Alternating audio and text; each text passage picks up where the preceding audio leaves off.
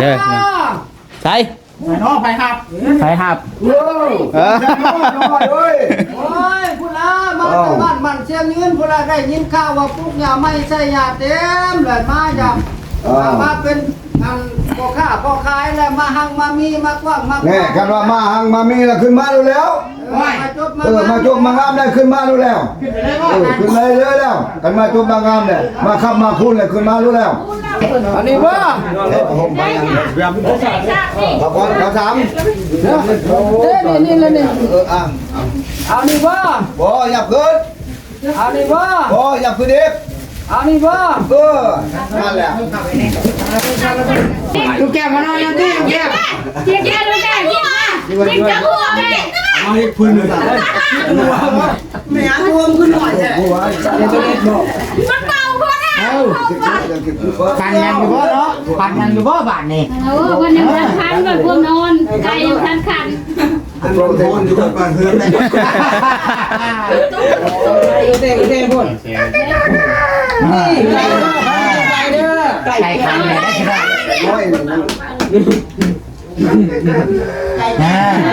ไก่น้อยเนาะเก่งนะมันโอ้คือโอ้โหไก่ตีพ่อตัวนี้แฟนมันนี่เลยได้เฮือนรักจบรักดีตัวแฟนมันนี่ว่านี่แหละนอนรักได้เฮือนพัดนอนรักได้เฮือนหมื่นเด้อนอนตื่นได้เฮือนแสนแฟนมือมาได้แก้วมานี่โทษให้บ่อยมาพานมาให้บ่อยมาเบียดตอนนี้ต่อไปเพิ่นซาเจ็บให้เจ้าซาได้เพิ่นซาไข่ให้เจ้าซาหังซามีและตอนนี้ต่อไปให้มีอายุมั่นขวัญยืนนอนยืนซาธุ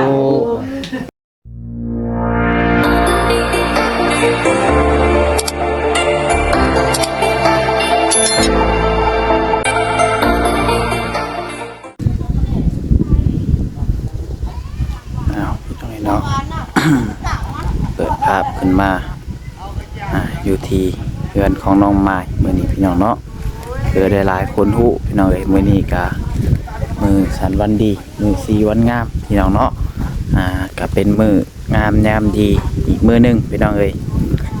ก็คือมือขึ้นเทือนน้องไม้พี่น้องเนาะโอ้เห็นคนเพิ่นก็มา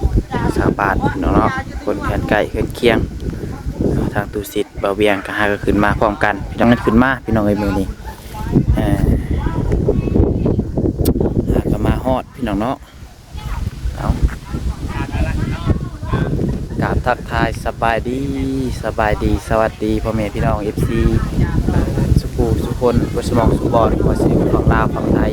แล้วก็อยู่ทางต่างประเทศพี่น้องเนาะก็ยินดีต้อนรับเข้าสู่ช่อง YouTube น้องพันไซชาแนลอีกแล้วพี่น้องเอ้ยมาพบมาพอกันมื้อนี้ก็อยู่ทางเพื่อนทางซ่านของน้องไม้เด้อพี่น้องเด้อครับพี่น้องเนาะมื้อนี้น้องพันไซคือว่าสิมาสวยแล้วพี่น้องเนาะแต่ว่าก็ยังบ่สวยพี่น้องตื่นขึ้นมา 7:00 นพี่น้องพี่เนาะ 7:00 นปลายก็โอ้ยบ่ทันแท้ๆว่าเนาะเพิ่นขึ้นเทือนบ่ฮู้ว่าเพิ่นขึ้นจักโมงพี่น้องเนาะแต่ว่าพอดีขึ้นมาก็เห็นทางเบาเวียงกับตุซิดเนาะหลายล้างกันขึ้นมาทางตุซิดเก็บพออยู่เซโน่ไปแล้วพี่น้องเนาะเพิ่นซื้อเครื่องห้องปัจจัยได้ขึ้นว่าโอ้ยเพิ่นขึ้นแล้วบ่จักว่าเพิ่นขึ้นแต่5-6 โมงบ่จักว่าเนาะแต่ว่ามาเพิ่นยังนั่งเต็มอยู่พี่น้องเนาะสายเพิ่นยังบ่ทันได้ขึ้นเนาะยันทางงานมาพี่น้องเนาะพี่น้องเนี่ยได้การเดียวพาพี่น้องไปเบิ่งไปชมนำกันพี่น้องเนาะบรรยากาศเพิ่นน้องไม้เด้อพี่น้องเล็กมื้อนี้เนาะไปพี่น้องเล็กว่ามาพี่น้องเนาะทุกสิ่งเป็นกระซื้อน้ำซื้อน้ำไม้พี่น้องเอ้ย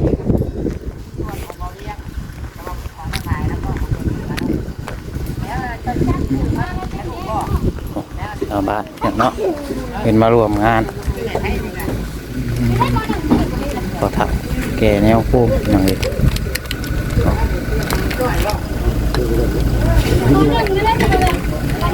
พวกแก้วเห็ดหล่อลีมื้อนี้เนาะป้าโธ่แต่งตัวหล่อลีมื้อนี้มือเลยฮะมือเรียนสบายดีเด้อพวกแก้วเด้อสบายดีเห็นไปตลอดเลยฮะไม่ได้อยู่เลยขึ้นเลยแกน้ำนี่ก็บ่เป็นเหนื่อยคนบ้านนอกพอมันอ่อนแห้งมึงไงเนี่ยคนแก้น้ำบ่ได้บ่กินโอ้ย วันนั้นย่อปูน4-50 โล มันอ่อนแห้งแล้วไปยอปูนแพ็กน้ำแล้วบ่เป็นเพิ่น โอ้ยแล้ว ยอมแล้วว่าอะไรก็ยอมมันติได้เนาะมันมีเหตุเกินแล้วยังยากนะยอมแล้วผมว่ามันยอมยับปูนปูนแห้งเท่าแล้วมันบ่แห้งแล้วความมันอ่อน แต่เจ้าของเฮือนเพิ่นอยู่เทิงผู้บ่ เกินอาหาร เฮ็ดอาหารอ๋อ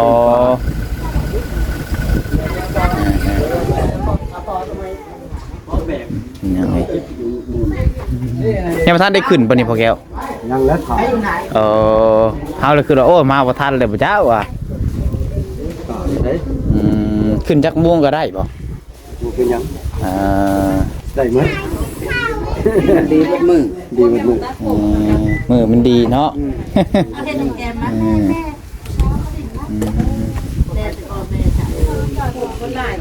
ยังไง กินแม่น้ำ อากาศ กินแม่น้ำลูกกินได้เซลตลอด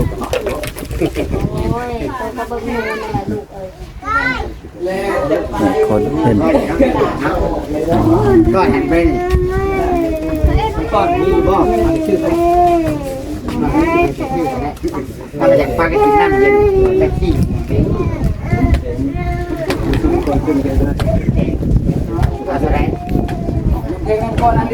ผู้สวยก็เฮ็ดงามมื้อนี้เนาะสบายดีเด้อ น้ำแข็งเอาน้ำก้อนก็ได้ครับน้ำแข็งน้ำแข็งน้ำก้อนเอายางละ10,000ยางละ10,000น้ำแข็งน้ำก้อนสบายดีเด้อ โดยสบายดีเบิ่งขึ้นมาเบิ่งเพิ่มก่อนพี่น้องอึ๊บมีคนอยู่บ่พาอยู่เด้อันนี้เนาะ สบายดีเด้อทุกคนเด้อพี่น้าพี่น้องเบิ่งเล่นเนาะ พาควันเพิ่นอันนี้พี่น้องเนาะเพื่อนก็นี่เนาะ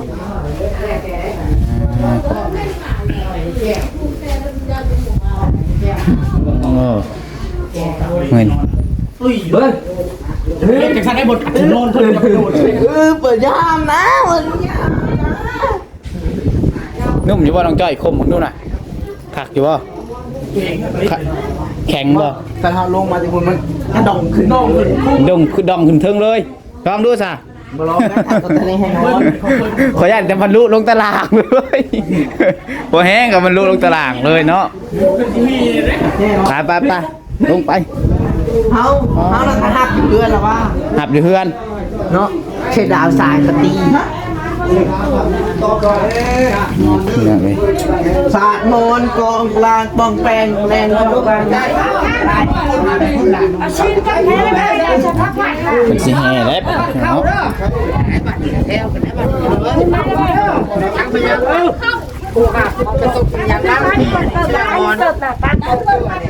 ซอยปิ้งปลาเด้อข้าวได้มาเฮือนแล้วเอาแกงไป ยอดคุกยอดยังบาทนี่เนาะ ไปก่อนanขึ้นเอาก่อนเอาที่นี่ก่อน ไปขึ้นก้อนขึ้นน้ำล้างขึ้นก้อนจ้าน่ะไป พี่ได้ผู้อุ้มนะมาพี่ได้ท่าแห่ก็ได้ผู้อุ้มนะ กระป๋องมาที่เฮา ท่าแห่สามดอก ไปบดเกือบเด้อบดเกือบเด้อเดือนใหม่ไหนเนี่ยมันได้ไหน พดเกือบขึ้นเฮือน บดเกือบเด้อบดเกือบไว้ตารางเด้อคุกดูเด้อไปที่แห่ก่อนบ่ไปจะพาแห่นี่ใช้ลุงแก้วได้ค่ะ ผู้ไปแล้วผู้ไปนำเจ้าของเฮือนมา จะแกล้งลุ่มๆไร้กล้องน่ะเห็นบ่ได้ต้องนิ่งนิ่งให้สิเวลาดับก็จำนี้ เอาพี่น้องเนาะ เจ้าของเรือนมาก่อน เตรียมสิแห่บ้านนี้เนาะ ฮัลโหลพ่อสบายดีพ่อฮัลโหล อ๋อ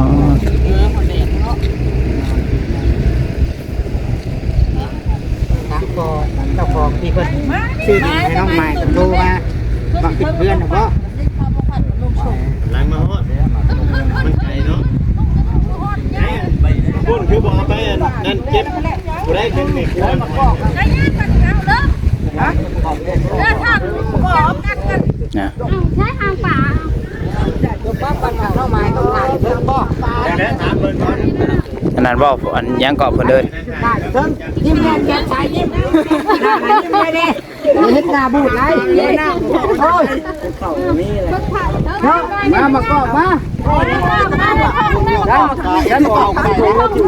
เป็นอะไรเจ๊ผมเวล เพิ่นเดินยังก่อนนี่พานบ่พานบ่ ผมเลยก่อน ทุกบ้านคือบ้าน หอมคนก่อน นี่นะ ลงแก้วอ่ะใช่ มันต้องพุทธบอกเลย ไปยังไงนี่เชื่องกันยังไงนี่ เชื่อมากอบมากอบ เชื่องก็ กอบขานี่ก็เชื่อไว้ ใช่เขาตีเข้าไปอันนี้สร้างเนาะต่อนั้นไม่ต้องเงินเขาเอาเงินเอาคำบ่แม่บ่คือชามบาทเงินคุ้มพอได้แค่ทุ่งแค่ยังนี่นะจังหวะเอามาเดียวมาเดียวให้มาหามาก่อน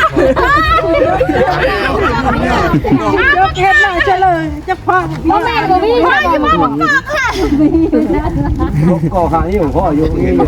ตั้งนี่ก็ว่าลูกนี่ โอ้ยมากอกก็คือได้ผมกอกนี่ กอกหลอด มากอกร้อน เอ้าไปวันนี้เราไปวันนี้ สั่งซื้อมาเรื่องนี้ดูนะสองวันก็แม่ได้ได้ฮีดแล้วได้อยู่ดอกบ่ได้ไปขึ้นบ่บาทนี่ชามรอบชามหอบใน ต้องได้ย่างอีกเนาะเอาครับโยนมาเนาะ ได้ นับหนึ่งหรือเปล่า นับเลยนี่นึงนับได้หอบนับได้หอบยังบ่ได้ไปทางหน้าเลยแม่ทางหน้าแล้วจ่อยแล้วแม่จ่อยนี่แม่ มือกล้องยังอยู่ทางหลังเนาะ ไปก่อนแหละ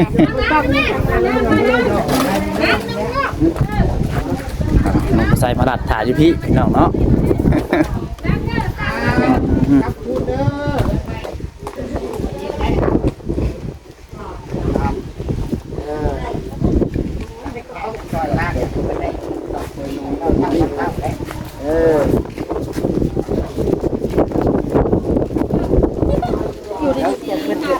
ร้าน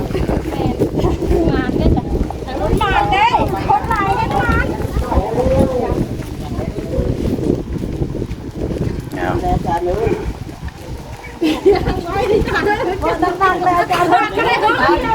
ด้วยให้ห้วยลงห้วยลงไป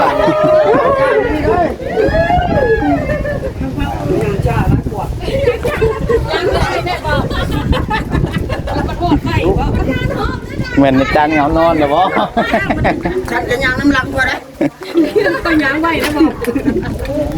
นั่นชอบพ่อชอบจะมืดเลยชอบเลยยังอีของแม่มาวันบุญวันไหนแม่ฮอดบุญแล้วจะฮอดต่อแม่แล้วมีใส่กุ๊กก่อนฮอดเนาะ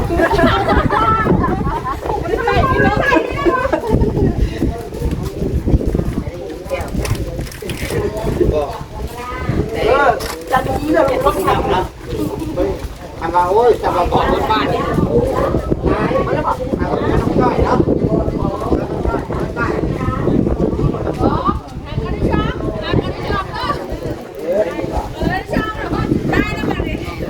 หอบที่3ได้บาทนี่พี่น้องเลยหอบสุดท้าย นี่แล้วเพิ่มคุณเจ๊มันเพิ่มน้องสาม ยังไว้ไว้ ยังไว้ยังไว้แท้แล้ว บาทนี้น้องบัดไซขึ้นมาถ่ายเพิ่นอยู่เทิงก่อนบาทนี้พี่น้องเนาะเดี๋ยวขึ้นมาเทิงพี่ได้น้องเพิ่นสิขึ้นมาเทิงขึ้นก่อนก็ได้บ่นี่เอาหาบ่เป็นหยังเนาะขึ้นมาถ่ายเทิงพี่น้องเลยน้องไม้กันสบายดีเด้อน้องไม้เด้อเด้อใช่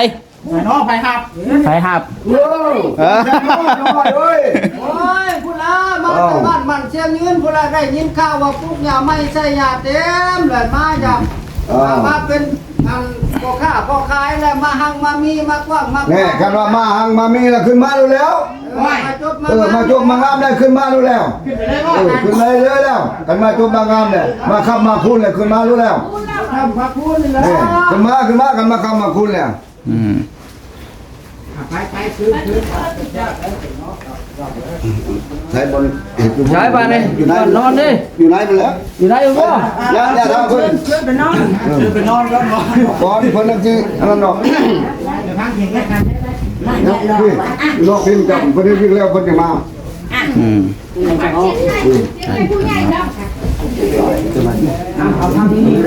นาะจีบจังต่อไอ้ที่กินวันอะไรโอ้คนมันคนใหม่เด็กนี่ มาเพียงแล้วเนี่ยก่อนลุง กูจะทีเนาะเด้อ คนนี้แหละเราไปอ่ะดีเราดีสัก กูจะที่โน่นนี่ใช่ไหมฉากคน อันนี้บ่ ผมไปอ่ะ ใช่ฉากนี่ ขอบคุณครับสาม นี่เลยนี่ อ่ะ เอานี่บ่ โอ้อยากขึ้น เอานี่บ่ โอ้อยากขึ้นเด็ก เอานี่บ่ นั่นแหละ นึงมาเบิ่ง สอง คือต่อเพื่อนน่ะนะอ้าวเอ้า โอ้เก่าบาทแม่งแล้วเนาะ คอยเอาเหมือนเป็นเจ้าหมด จะใส่ติ๊บเองเหรอเนาะ เองเด้ ครบสิหรอย าว1 2 3 4 5ยิงเท่า เพิ่นแตกอันนี้เนาะพอหมอก็เป็นเรื่องแค่นี่มาอย่าบ่แห้งเนาะ บ่ได้บ่กำลังแฮง กำลังแห้ง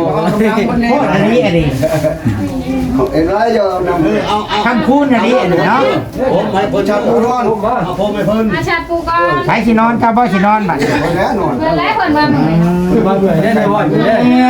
มาเมื่อยมาแทนเนาะ แม่คนก็นอนรับคนดีได้บ้านมาได้ลุงก่อนมาทำมาวันเนาะนอนได้นอนดีนอนสองเด้อ น้ำเชื่อมคนก็บอกอยู่ว่าให้จะรับคนตื่นนะใครดูท่านตะการ ไปลุงแก้วบ่ขึ้นนอนนั่นภรรยาบ่นอนภรรยาบ่ อัพจิบคักๆเด้อลุงแก้วจิบเพิ่นเด้อ อันนี้ที่ได้แล้วฮอน บ่แล้วเคยจิบมาจากทันดีเนาะ เฮ้ยหัวขาดลิ้นตายไป ทำกันคักเด้อให้เลขจิบเด้อ ไปจิบลุงแก้วจิบ ลุงแก้วมานอนนั่นดิลุงแก้ว จิบลุงแก้วจิบมาจิบจะหัวแม่ มาให้พื้นเลย ไม่อยากรวมขึ้นหน่อยแท้ มันเป่าคนอ่ะ ปั่นยังอยู่บ่เนาะปั่นยังอยู่บ่บาทนี่ เออวันนึงคันแบบพวกนอนไก่อยู่คัน โปรโทนอยู่กับบ้านเพื่อนได้ เด้พุ่น นี่ไก่เด้อไก่ขันเลยได้ใช่ไหม น้อย ไก่น้อยเนาะ เก่งมากเลย โอ้คือโอ้โหไก่ตีบ่ตรงนี้ ดีเด้อพันว่ามีน้ำบ่อน้ำคำเลยมีแต่บ่อเงินบ่อทองแล้วบาทนี่ ปันทุกวันนี้เนาะ พันดีแล้ว ผักปันแน่แหละผมไม่ปันหมาอะไรปนก่อนได้ไหม ฮะ แต่เมื่อกี้เนี่ย แหมบาทนี่ บอกปนก่อนใช่ไหม ชี้หน่วยเมื่อกี้ไทย เมื่อกี้กูยินนะชู ยี่สิบหน่วยน้องจ้อย ก่อน ทำได้ก่อนทำ โอ้ลืมหาก่อนทำก่อนขึ้นขึ้นอะไรก็ ลืมมา ถ่ายได้บันเอาเด้เจ้าน้องจ้อยมามาให้แล้ว เอาแต่มาโขกเนาะ สี่ก้อนมาพี่ อ๋อเนาะ เป็นอะไรนอน คำปันแน่เนาะ เอามา ปันแน่จะบอกน้ำคำ เป็นมีบ่ชาตู ปันว่าอันจุ่มเย็นเนาะปันมาได้ค่อยขาดท่าช้าเนาะใส่ช่วงเรือลายเป็นปันเดย์เขาใครได้อีกอ่ะน้ำขา มา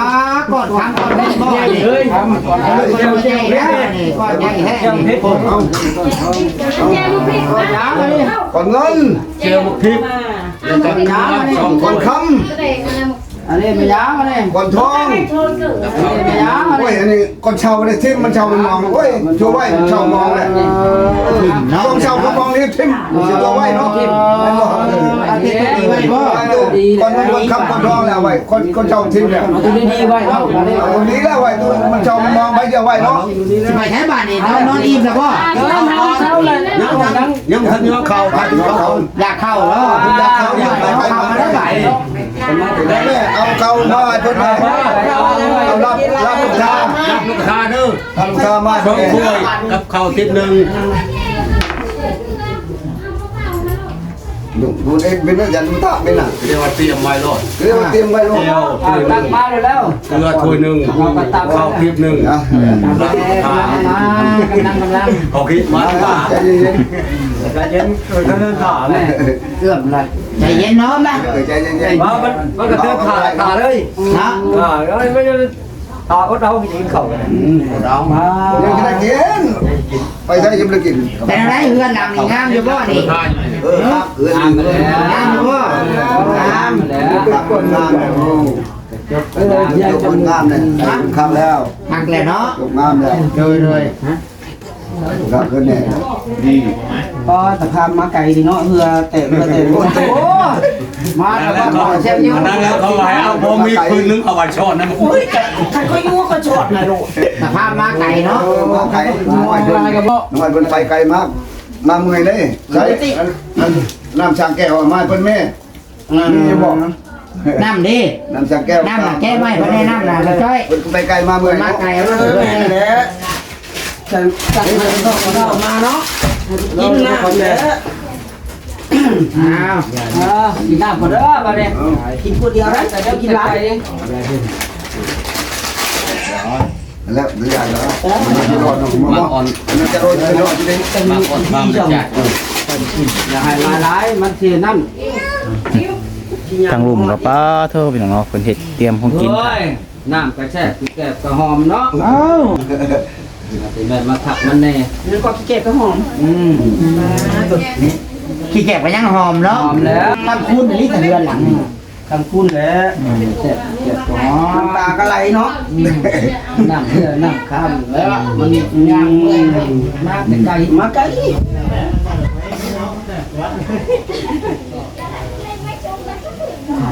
ข้าเขา ถามว่าเข้าไหม ข้าเขาขาหนอกกินข้าวกินน้ำแล้วให้โอเวียง รับนั่นแล้วรับ เฮ้ยลุงบ่พระเข้าเพิ่นก็ได้บ่ในพานน่ะ ปลาเข้าจับอันในห้อยคนนี่ พระเข้าได้ห้อยได้บ่ รับนกกระทานช่างแหละ เออ ข้าวทิพย์หนึ่ง แม่นแล้วเชียร์มือมัวแล้วคนมาจะไก่เนาะ เกี่ยวต้นโจทองนะโจเพื่อนนะเกี่ยวโจรุ่นไอ้พ่อโจ มะกาเกลือกับ เอาในบอดวันนี้คุณมาจะเมื่อย แม นะ งลามนกกระทา ข้าวเนี่ยมา มีแต่เกลือกับเป็นมะเพ็ดอันนี้เนาะ คุ้มกินโลด อยากพูดอยากชุดเจ้า ไม่ได้แค่แค่อันนี้ ใจแทนเพื่อน ไม่ได้แค่อันนี้เนาะ ต้องเด้อทางพี่เด้อเอาไปไหนอยากไปทางพี่อีกเด้อ กินสิทำยังไงว่าทำร้อยแท้ ไปนั่งก็ คุยชีลายได้ลาบนะลาบได้นี่นะ ทานแล้ว คุยชีลาย เจนามาก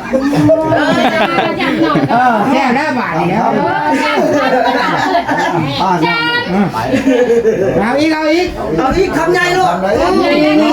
นี่คุยจะ ลาบดิบคุยชีลายนี่คุยไม่กินเครื่องอยู่นี่นะ สะใจเลยเนาะ น่าใช่โอ้ยที่เราเทนเราเป็น น้ำบาทเนี่ย ขอบใจเด้อบ้านลุงร้านเด้อให้คำให้คุณ ก็ไม่ต้องละมือบ้านจะไม่ใช่อะไรเลยจะไม่ใช่ละบาทใช่ก็เพื่อกันชุดทั่วไปตามเล่าข่าวสารชุดทั่วไปผ้าเล่าข่าวเจ้าก็เรื่องคือเรือเนี้ยแหละเราจะนั่งกันจะว่าไหมอะไรกัน รายการเราแล้ว นะครับยังเลยบัดนี้เนาะมือข้างนอกผูกแขนได้บัดนี้เนาะ ป้ากินลาบอันนกกระทาแล้วเราเอามาเรามานี่มา จะได้บัดนี้ผูกแขนบ่ แอนบ้าน ไม่แหละ เด้อเด้อหนาเด้อ เดินหน้าด่าเดินไปนี่ก็เดินเอารับลูกกระทาไปไว้เลยบอกรับลูกกระทาไปไว้ชิ้นตั้งมาเพี้ยนได้รับลูกกระทา ยิ้มอย่างนั้นนะบอก อันเรียกนี่ก็เอ็นไหน ลูกเลย มันมากินแบบนี้เนาะ ลูกบอลคู่คะแนนคู่มองจับได้จับ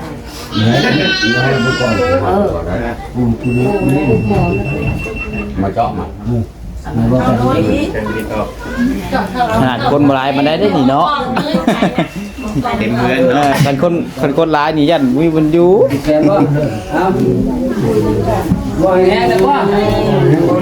ลามไปยินเลยจะบ่ดังไรของแทนลูกค้านะเพิ่นไม่ยังส่งดีแล้วเช่นแล้วว่าย่านไปยังผมเป็นมุม แม่บ่เห็นลุงโยกของอยู่คนมืดเวทตาก็บ่ใส่ ใช่ตาแม่ไม่ดู ลูกน้ำแม่ผม นี่ผู้ชายตา ไป มันยักอยู่อ้าวอ้าวต้อง เฮ้ยเราก็ไป ไก่ขั ทา ด งนั้น ไก่ นะ ปูค่ะไก่ปูขัดชำแจงปูนะโอ้แม่ก็ เนี่ยครับเฮ้ยเขาcho mấy mà Chọn luôn cái chọn luôn nào nhà. Không luôn. Em đã ra nhà tiếp lại thế này chưa rồi. Bố vào đây chạy rồi. À bố đang nè. Bao vào vào đây. Vào cái này. Mua hết mà nhiều. Mình nhìn cái nhiều đấy nhìn cho bạn nhìn đó. Ba này họ đó. Mi trong cây này. Ba này họ ăn bọc. Họ vẫn được đấy chị. Ủa mình làm khen đưa. Nó còn đủ mì. Mình han. Bỏ vào ra đấy. Ở vai đó. Tao phải không phải sưอยู่เซโน่ Con này con.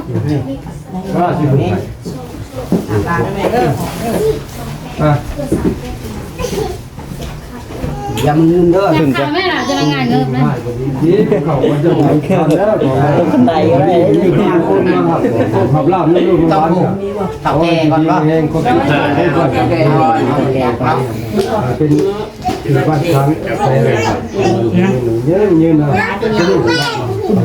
Tắt đi. Tắt đi được ngày cho kè con đó để chăm phụ hại cho khó Học phụ mấy.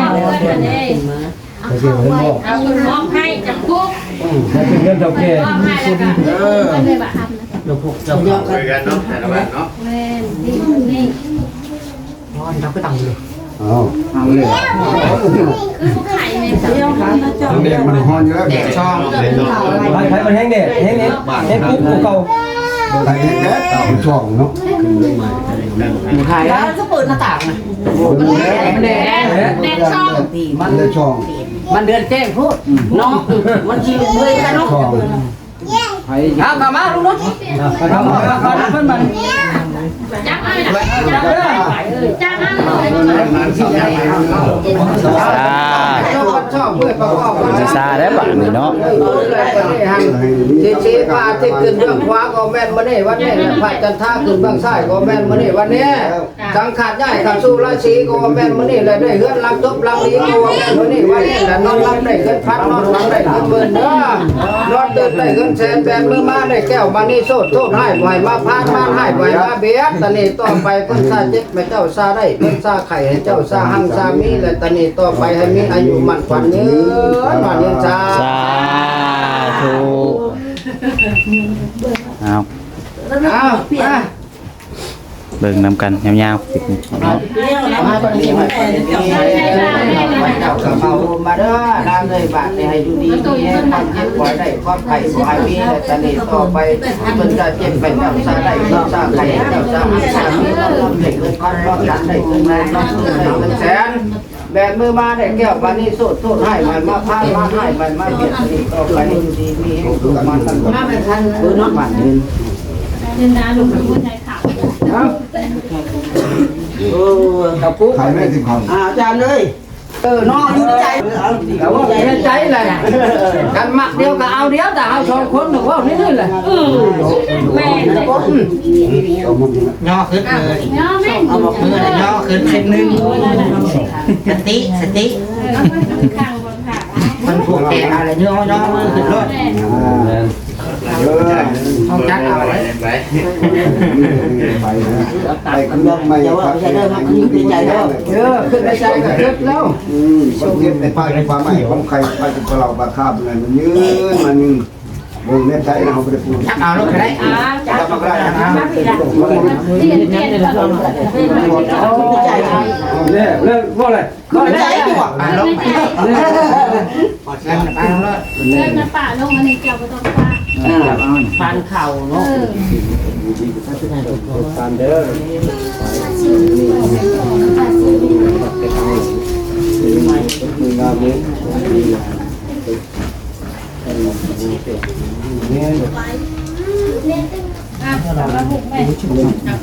ฮะใครสิผูกเฮียจ้อยผูกใส่เฮียจ้อย ข่าวลาด หาหมื่น ข่าวลาด อืม ไปหาพันบาท หาแสน ไปหาเส้นบาท อืม ไปหาพันบาทพอแล้ว เฮียจ้อยอยู่นะ กินจ่อยวันนี้ จับรถลงไปเด็ก ผูกเอาเลยเลย อ่าผูกเอาเอื้อยมาอยู่ใกล้ใช่เนาะ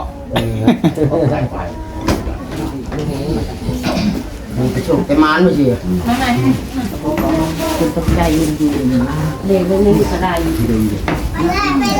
ผูกเอาเรื่องหนึ่งหมด มากระเปียนก็ได้คันหนึ่ง กระไดนางลงมา ไม่ใช่คันเดียวลาบจับปามคนละเดียวได้คนหมดเอาไม่ได้จะใครเรียกว่าไม่ได้อยากใครอยากหอมไม่ได้เลยไม่ได้เขาทำไมล่ะได้ทำได้เงินใหม่ไงไม่ค่ะเงินใหม่แม่รอนั่นเลยเงินลงใหม่เด้อคนมันคนนี้ไม่ดีมาได้ยังมันอ่ะข้าวรวยนึงต่อให้ชิ้น แม่เป็นขี้ แต่ไม่ก็รู้ว่าไม่ใจ เราไม่จ่ายด้วยไม่ได้ ก็ยังไงนะ โอ้ในใจไม่ใช่ โอ้ยเนาะ เล่าหน่อยแม่ แล้วเรียกว่า จ่ายแม่จับจบจับแล้วหมดได้ชนลูก จะสั้นได้ยังไงนะ โอ้สั่นละโอ้จะไปกินข้าวแล้ว เฮียจ้อยเคินจนไปเลยอันนี้เนาะ ใช่โอ้ยไหนไม่ได้แม่แย่เลย วันเดียวไม่ได้มุดที่ประนามรุ่งทุกท่าน ยาเดิมกับมีเด้อพี่น้องเด้อยาเราเด้อ กินขนม เอานี่แหละพี่น้องไอ้เนาะบรรยากาศ ลงอยู่ งาน จับภาษาได้ ให้จุ่มห้องมันอ่ะ จับมาภาษา เด็กอย่าได้กันเด้อ เจ็บเลยขนาดหัวโตเอ็น ผมเพียงเลยอยู่ไปละ งานคุ้มผูกันความดีใจใจ ชิงกันหนาวเจ็บคอห้าภาษา แน่ใจ นี่ เบื้องนี้หลาย ก็ผูกไป เขาก็นานใจว่าระบบเป็นเบี้ย โอเคเด้อเพียงเด้อเนาะสำหรับคลิปนี้ก็สิประมาณนี้แหละเนาะน้องมาใส่ก็ขอจบคลิปไว้เพียงเท่านี้พี่น้องเนาะและผิดพลาดประการใดก็ต้องขอโทษขออภัยหลายพี่น้องพบพอคลิปต่อไปพี่น้องขอกล่าวคำว่าสบายดี